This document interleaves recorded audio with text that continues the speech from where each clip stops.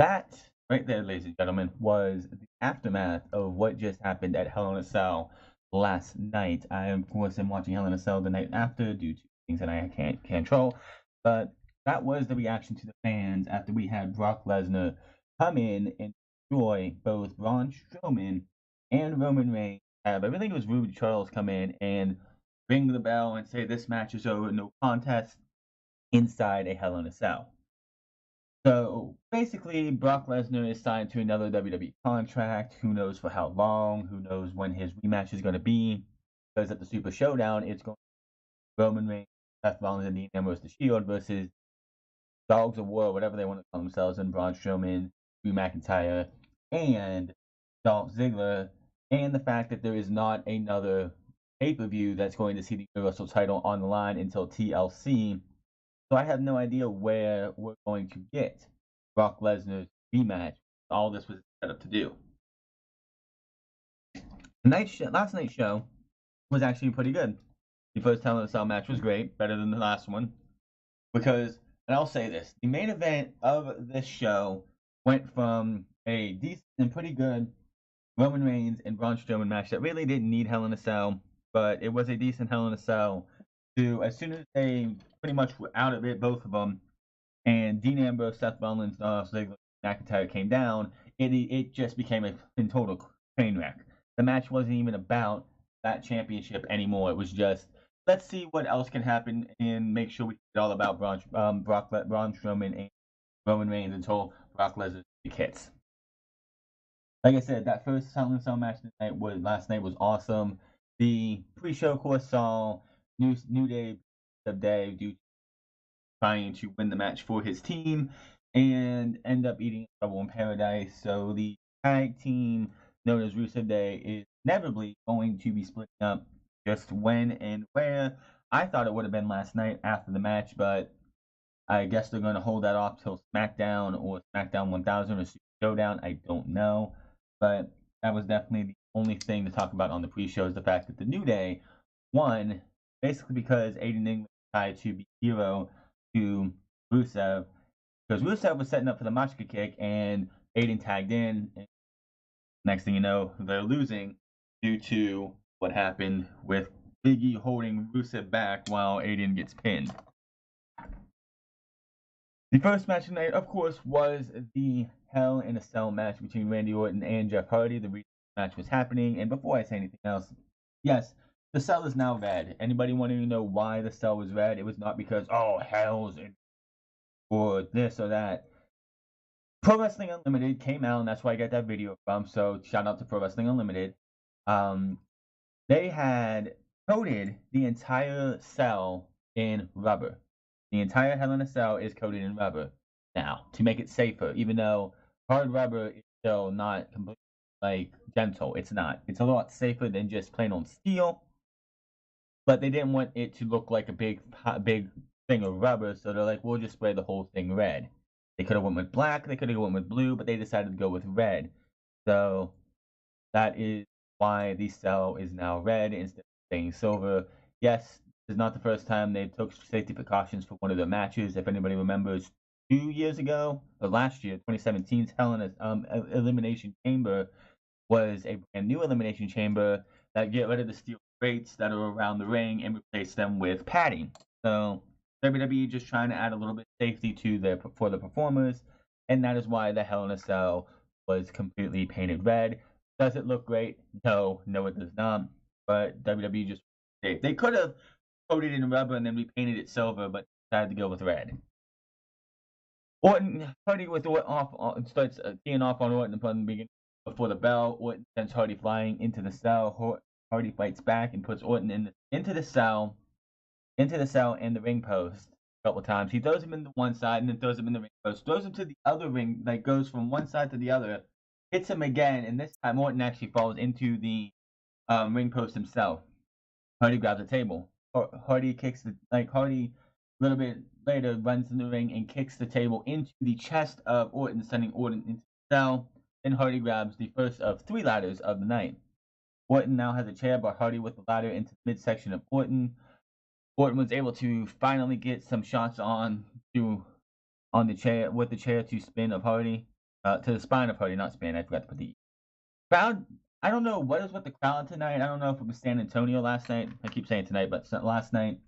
But the crowd was like, it's either the crowd was dead or the guys in the back were making sure that they had to sacrifice the crowd noise tonight to pretty much give us what we would have later tonight, which is Roman Reigns getting booed out of the building.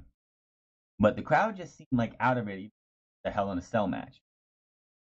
Poetry in motion off a chair into Orton, who's laying on the steel. Definitely an awesome looking move. And back in the ring, we get a cardiac arrest for a 2 count. I don't know who decided to start calling it cardiac arrest, but hey, we'll go with it. Hardy goes up with a swanton, but Orton stops that. First time out of 3 times he would try tonight. Superplex by Orton to Hardy. Orton slowly covers for a 2 count. Then we get a whisper in the ring for a 2 count. Hardy finds a bigger ladder, opens it upside down. Looks to suplex Orton onto the ladder, but Orton stops him, lifts him up, and lays him chest first into the ladder. He's set up. Orton grabs a new chair and starts teeing off on Hardy's back.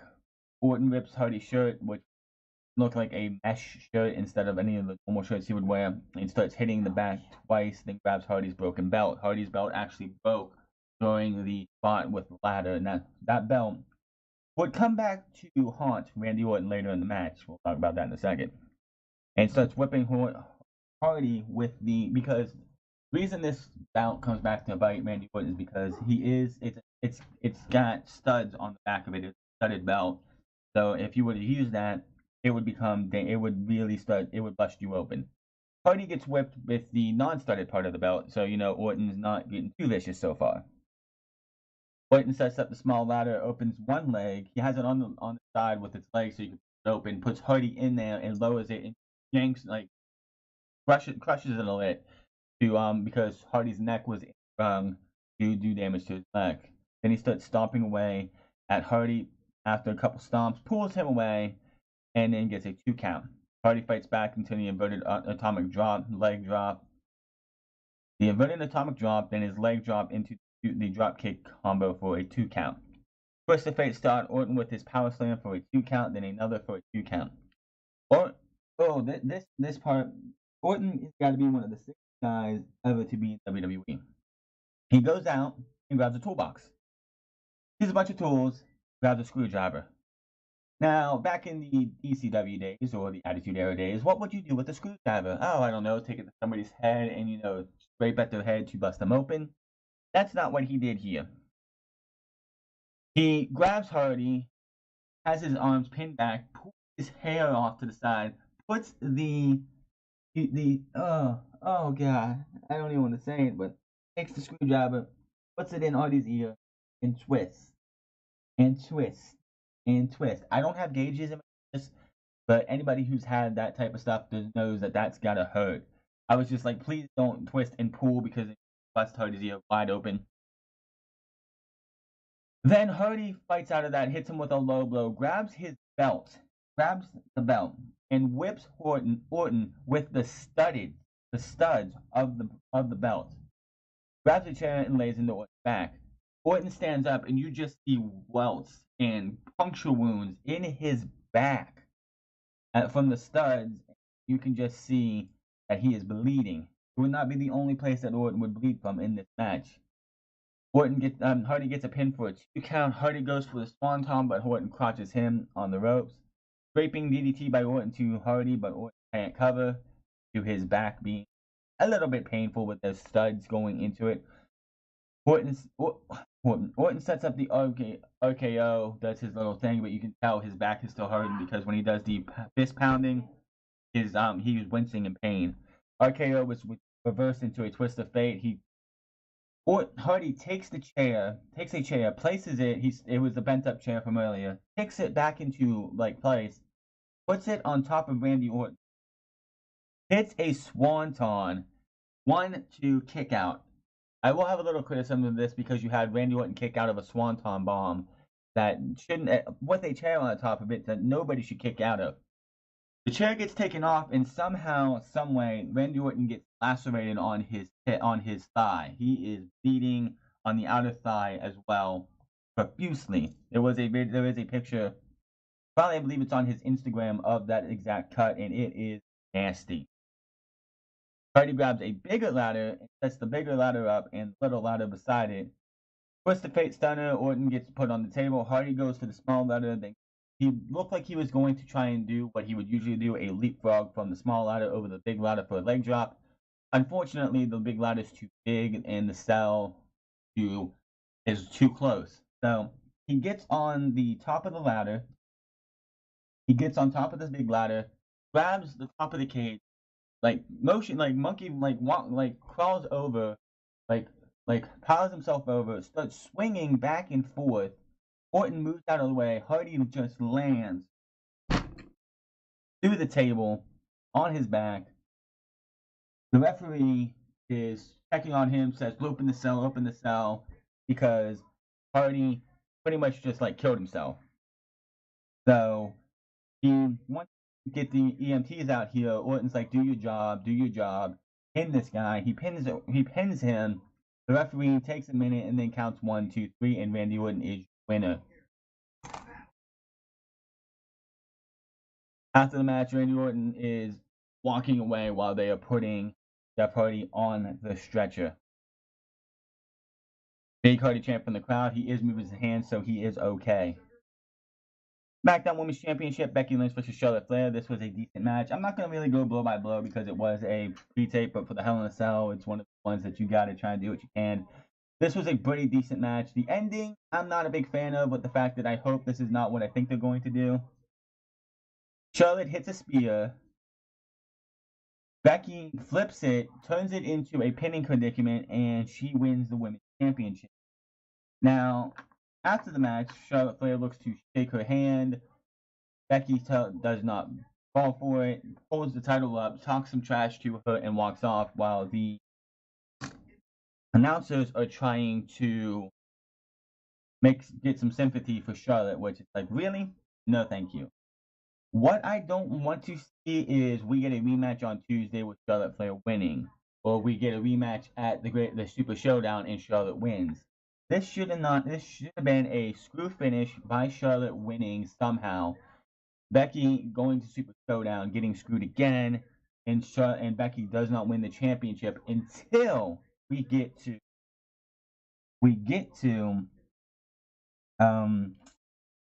Evolution. They are going to be advertising probably soon after the Super Showdown because it's the only pay-per-view coming up. Moving on, here we had the Raw Tag Team Championship match, which was a damn good tag team match. Why can't we have tag team matches like this on Monday Night Raw on the regular? We had so many talented teams, from the Authors of Pain to the Ascension, if they were used, right, to Drew McIntyre, Dolph Ziggler, Seth Rollins, Dean Ambrose. Bobby Roode and is not really going to be a tag team, but yeah. Why can't we get matches like this all the time? We've had great matches like this on SmackDown. This is like the first SmackDown Raw Tag Team title match we've seen that was good in a long while. Dean and Seth are in the Shield gear, so I guess they're not the Shield. But one of my biggest gripes for this match, and one of my only gripes for this match, is the fact that why did Seth Rollins and Dean Ambrose come out second? They're not the champions. I hate that. I don't care what title it is. The champion always comes out last. Like I said, this was a damn good match, and the finish was awesome. I honestly love this finish. Earlier in the match, Seth Rollins did hit a Falcon Arrow, not a Superplex Falcon Arrow, but he hit a Falcon Arrow for a 2 count. I really hope he gets pinned sometime, just once. He did the Blue Thunder Bomb for Sami Zayn earlier this year. Give me a Superplex Falcon Arrow pin for Seth Rollins one time, please. But the match came to an end where Seth Rollins goes to hit he hits the Superplex, goes for the Falcon Arrow. Drew McIntyre runs into the ring, hits the Claymore kick as he's lifting up Dolph Ziggler. Dolph Ziggler pins Seth Rollins in 1, 2, 3. Beautiful ending to what was one of probably the match of the night outside of the first Hell in a Cell. AJ Styles versus Samoa Joe. This one ends in controversial fashion, which is definitely a thing to help continue their feud, even though AJ Styles did come out winning. This was not a screw finish like you would have seen at SummerSlam. This ended with Samoa Joe putting it, like AJ Styles goes for the phenomenal forearm. Joe catches him and puts him in the clutch. Styles is trying to get to one of the ropes. Joe pops back and how Kyrie Sane beat Shayna Baszler at TakeOver Brooklyn. AJ Styles does the same thing. He flips through 1, 2, 3, but in a second camera angle, they show before the 3 count hits, AJ Styles is tapping on Joe's side. He's like tapping on Joe's side. So Joe thinks he wins the WWE Championship until the referee awards the title match to AJ Styles. So Joe is furious. This, of course, is going to lead to the match at Super Showdown, where I don't think AJ is losing the title. People saying Joe's going to be champion, but I don't think they're going to have him lose the title.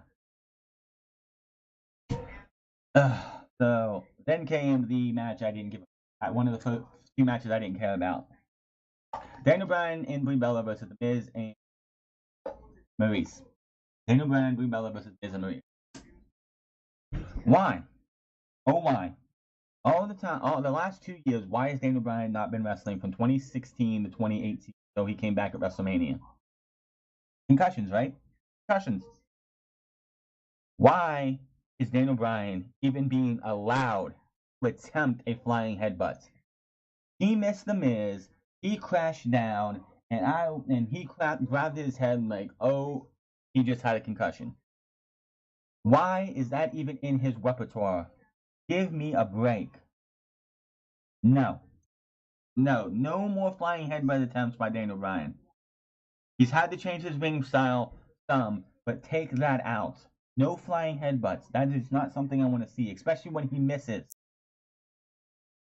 The match ends when Brie rolls up Maurice, but Maurice breaks out of that, puts her in a rolling type pin, and win. Miz and Maurice win, which really sets up something that it's like Daniel Bryan has to win at Super Showdown, doesn't he? For this feud to even continue to make sense, Daniel Bryan has to win at Super Showdown. So Miz is 2-0. Miz's matches against Daniel Bryan this year are 2-0. So what are they gonna do for Super Showdown? I guess if Miz wins and Daniel Bryan wins the Royal Rumble, then it doesn't really matter. But I think Daniel Bryan and Brie should have won this match.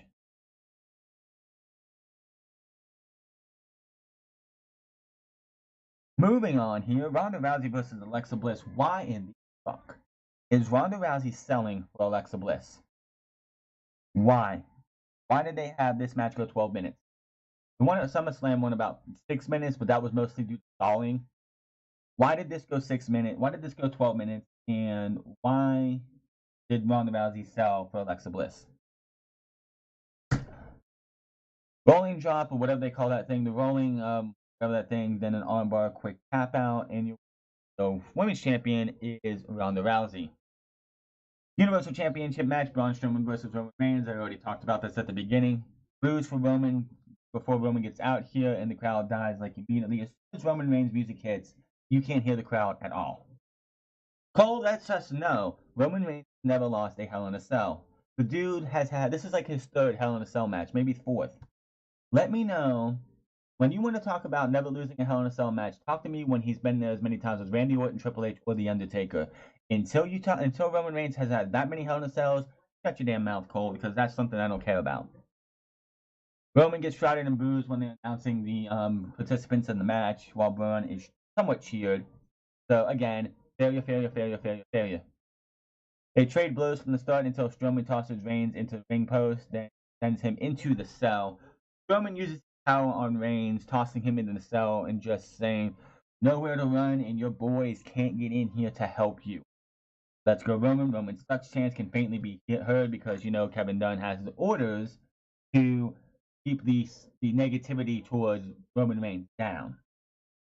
Strowman with the shoulder tackle. This one looked like it hurt. Roman Reigns is walking around. He's on the side where the announce table's at. I'm pretty sure. He goes to turn the corner, and Braun Strowman just comes and hits him with a nasty shoulder tackle into the rubberized cage. That one looked like he wasn't expecting it. Braun then hits Roman Reigns off the steel step a few times, and then Choke slam by Strowman to Roman on the apron. Strowman grabs a kendo stick, doesn't want that, throws it down. You know who was going to happen there. Grabs a chair, and Roman then grabs the kendo, shadows the stick over Strowman's arm. Strowman catches the chair and ends up running his shoulder into the post. I hate that move. That's something that needs to go away.